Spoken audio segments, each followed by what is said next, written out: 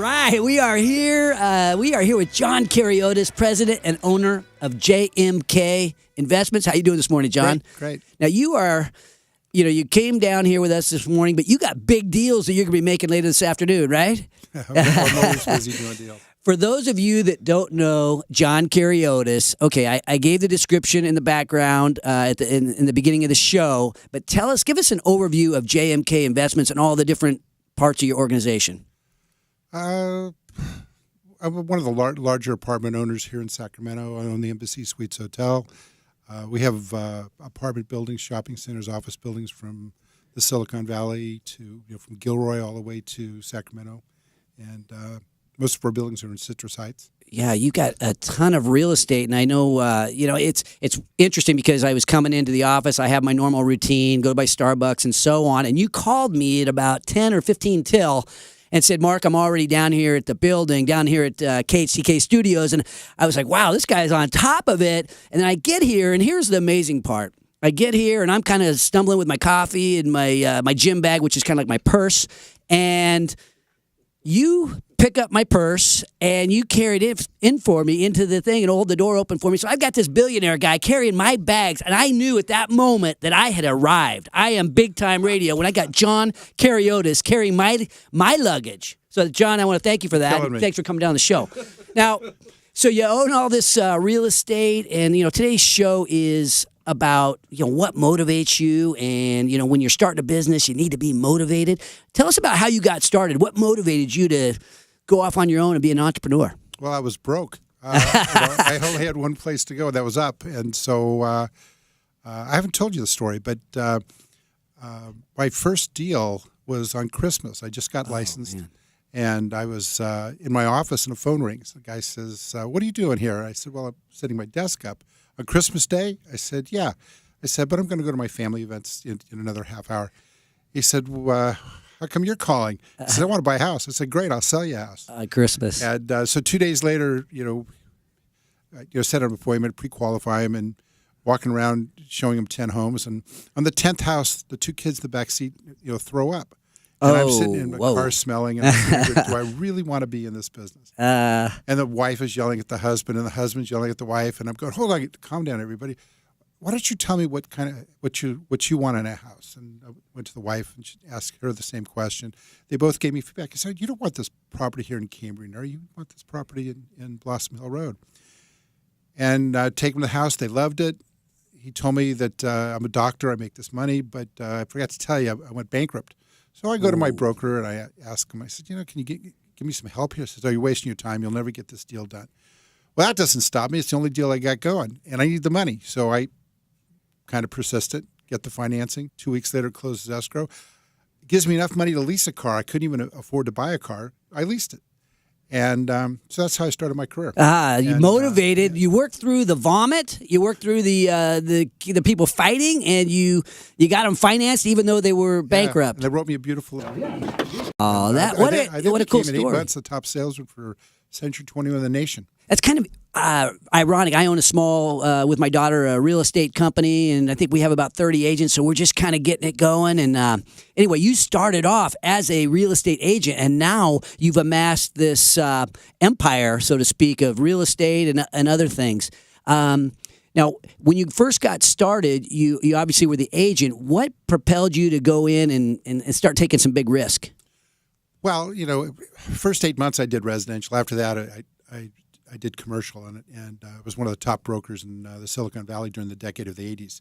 So I was doing $50, $100 million a year in volume. I'd take my money and I would invest it, and I believed in real estate, and I highly recommend everybody. If I was to give anybody any advice, I'd say just buy real estate and hold it. It'll grow. Just try and get the best buy you can and improve your property the best you can, and over time it'll inflate. The cycles go up and down, but overall they keep going up in California.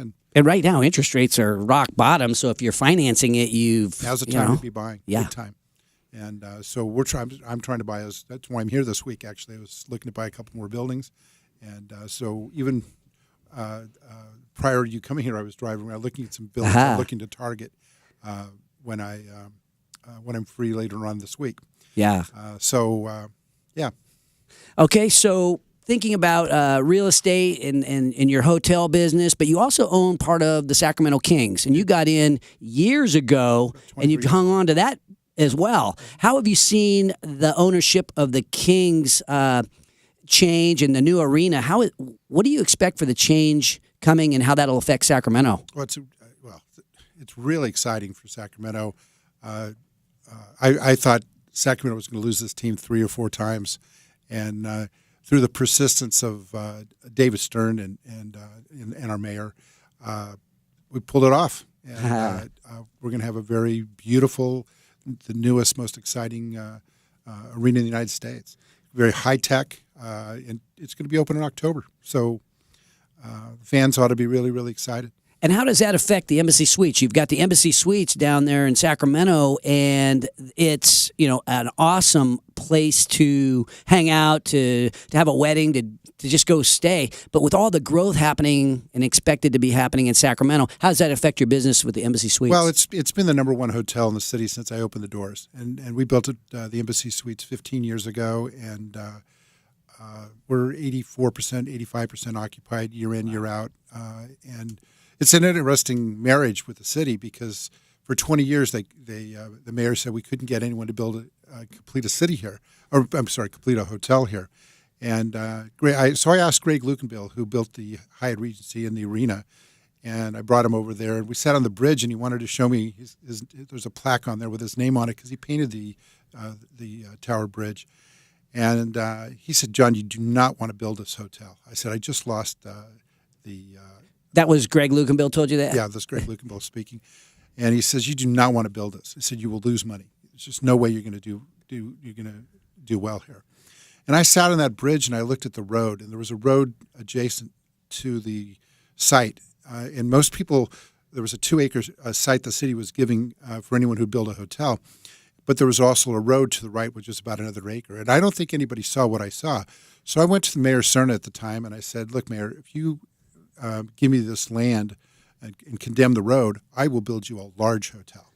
And I'll put it right down the river." And that's how it all started. And nice. So 2 years later, you have this beautiful hotel, and it's the number one performing hotel in the city. Yeah, and as the number one hotel, it's got to be differentiated. I think a lot of us know the Embassy Suites, and it's a great hotel chain. But Sacramento Embassy Suites is different. How is it different? It's a real high end hotel. It has some of the highest quality finishes. Like most hotels that we compete with the city have tile in the bathrooms. Ours are solid granite. Okay. And we're not just a hotel; we're a suite concept. So we have a parlor where you have basically 2 rooms. In that parlor, there's a couch. That couch converts to a bed. So during the weekdays, we have attorneys and professional people, lobbyists that will use the parlor room as their business office. And so we have a lot of people that will stay there for 2 months. Then during the weekends, we have soccer teams, baseball teams, basketball teams, a lot of kids, and they come in and use it. And that's differentiates our product versus the other hotels because it's kid-friendly, and they get breakfast in the morning. And it's not just a typical breakfast, a very high-end breakfast. Right. And it's quick service. And then you have cocktails in the afternoon. So you get an extra room, you get extra beds, you get a lot of benefits that the consumer benefits from, and that's what drives it. John Kehriotis sharing his entrepreneurial story, telling us a little bit about how he has figured out a way to win. When we come back, we're going to be talking a little bit more to John about his strategy, how he got started, and what it's maybe a little bit even go behind the scenes personal with John. This is Entrepreneurs Unlimited on Facebook Live, broadcasting from Sports 1140 KHTK, streaming live podcast and YouTube at haneybiz.com. Welcome back, and we are here with John Kehriotis, president and owner of JMK Investments. And today we've been talking about motivation and what motivates us. And, we've shared a few personal stories back and forth, but share with our audience what motivates John Kehriotis. What are you all about? What makes you get up in the morning? Well, I have a beautiful wife and wonderful kids, and I actually work for them. I probably could have retired at 33, and I didn't. I'm educating and teaching my children about the business, what to do, how to do it. They're all smart kids, and some are engaged, some are not, but they're all kind of like the directors of the company because they're all beneficiaries. They're all adults now. And how old are your children? My oldest is 31, my youngest is 23, and there's Okay. 27, 25. My two girls are in the middle. And they're all somewhat involved in the business and in the empire. Yes, of course. Yes. And that's what motivates you today is that family. I mean, you mentioned, hey, I could have retired at 33, and it was that family thing that that dang family, huh? Yeah. Yeah, They but motivate it's you. exciting. It motivates me at least to, and I think a lot of people like myself are motivated to help the next generation, help society in different ways. Yeah. And Yeah. Now, you got started originally as a young person. You had your own paper route. I did too. I made $10,000 when I was a paper boy. Wow. Now you made $10,000. Did you save any of that $10,000? No, I didn't. But I was probably the best dressed kid in school at the time. But I was poor. I came from a poor family, and my brother was a paper boy, so I became a paper boy. Nice. But I was carrier of the year for 5 years in a row. Wow. And carrier of the year, that's all about starts, right? New customers. Right. I was a paper boy as well, and I remember it being about starts and growing your business. So you must have been great at developing new customers. I was. We'd have a manager would pick us up, and we'd go knock on doors and sell doors, and you get a trip to Hawaii or the Grand Canyon. We got all these incredible trips between that and the Boy Scouts. I was traveling someplace once a month. Wow. And so I'd be camping but I will tell you about the paper route business because I think it's really important. It's my first fundamental. It taught me time management. It taught me sales. It taught me accounting because I had to do the bookkeeping. It taught me about collections, having to collect money from the customer. Oh, I remember that part. part. It taught me about whether it was rain, snow, wind, whatever. You're delivering that paper on a timely basis to your customers. And it didn't also teach you about tips, right? I had my paper route. I saved my base pay that you get, and then I kind of played with the tip money. The tip money was like for living, right? So, living meant pinball and things like that. No, I never. You didn't live like I did. It didn't sound like. No, I didn't. Okay, so it made me think about your kids, and they're growing up in the business and that kind of thing, and they know that you started off so young and that you lived, and my kids are in my business as well. Now, how is it for them working with their dad? Well, my son and my daughter currently are working for me. My daughter is the controller. My son is basically my right hand man, and my youngest son. I won't let anyone in the company unless they're out on their own for a couple of years. So he's doing residential real estate. Oh, right now. nice. He's working on his fourth deal. He's been in the business for 1 year, right. so he's moving along pretty good. But my oldest son, I've been training him for a long time, and he's very lethal. He gets it, and he's very sharp. That's great. Well, last night I kind of had this epiphany. We were talking about tips a little bit, and we went out to dinner with my daughter and my mom. And at the end of the dinner, I was thinking about tips, and we had a waiter that he didn't make his money off of tips either. I don't think because he wasn't that kind of waiter. Anyway, at the end of the dinner, my daughter, she's 30. She reached over and she grabbed the check, and I was like, the turning point in my life is my children. Have your kids started buying you dinner yet? Who buys dinner when you guys go out? I always buy dinner. All right. I just the way it is. Well, I tried. It's not that they wouldn't or haven't tried. It's just I just do it. Yeah. And That's cool. That's cool. So anyway, now thinking about you mentioned Cub Scouts and giving back to the community, and at our age we're starting to think about family and what's more important in our lives, and part of it's about the community. But you shared with me a story earlier that kind of took me back, and it was about Cub Scouts and how you had an effect on a particular Cub Scout. Yeah, it was crazy.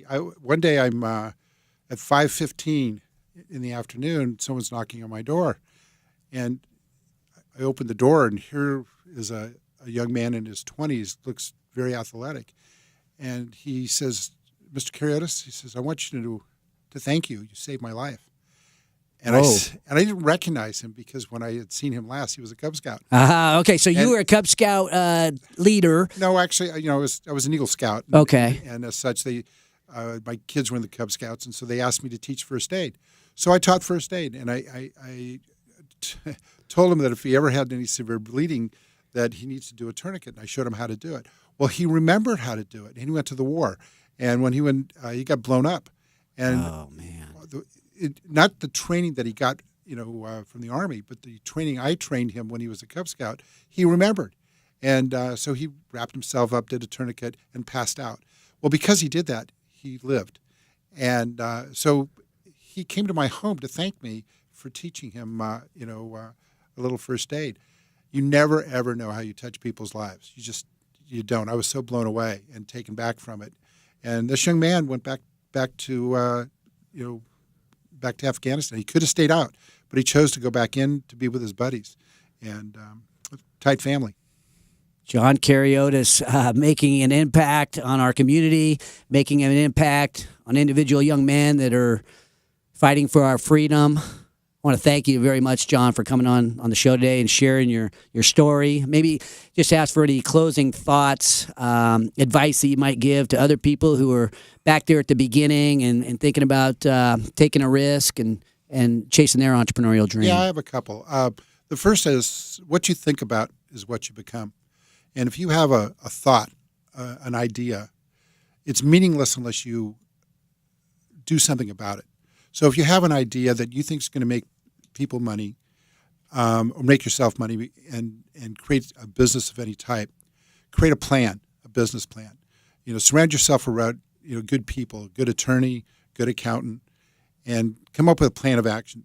But implement the plan of action. Don't talk about it, do it. And that's the best advice I can give you. Don't talk about it, do it, love it. This is Entrepreneurs Unlimited. Join the conversation on Facebook Live. We are always broadcasting here at Sports 1140 KHCK, streaming live podcast on YouTube at haneybiz.com.